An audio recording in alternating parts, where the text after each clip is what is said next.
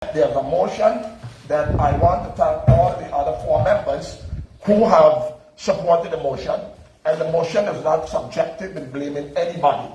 It calls for an independent investigation, and I would hope in the process that people would get answers.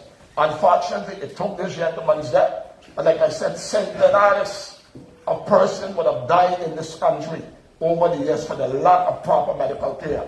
And I think it is unfortunate, and it should be strongly condemned. And the motion reads, today, April 7th, 2022, the subject, healthcare service on St. Eustatius.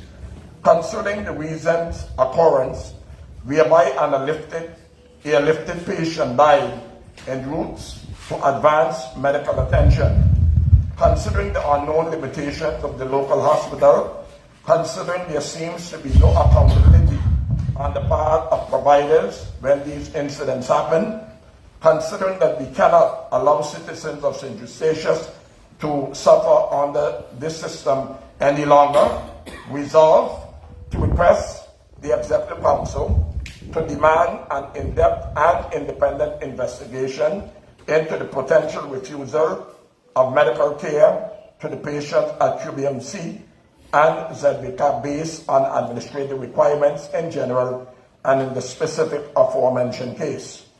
To investigate if any laws have been or are being broken in providing care to a patient in acute need for emergency care, irrespective of administrative, financial, or other considerations.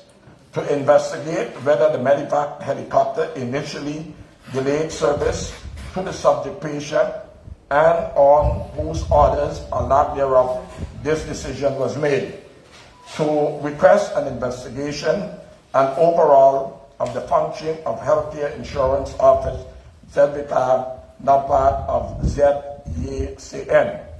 To investigate the need to establish a full-fledged office of ZBK here on St. Eustatius, to demand an investigation into the functioning of the Queen Beatrix Medical Center, and this goes over to the order of the day. And it is signed by all 5 members of the Island Council, namely Rubenn Merkman, Adelka Spanner, co-state, Rechelline Leerdam, and yours in service, Clyde Van Putten.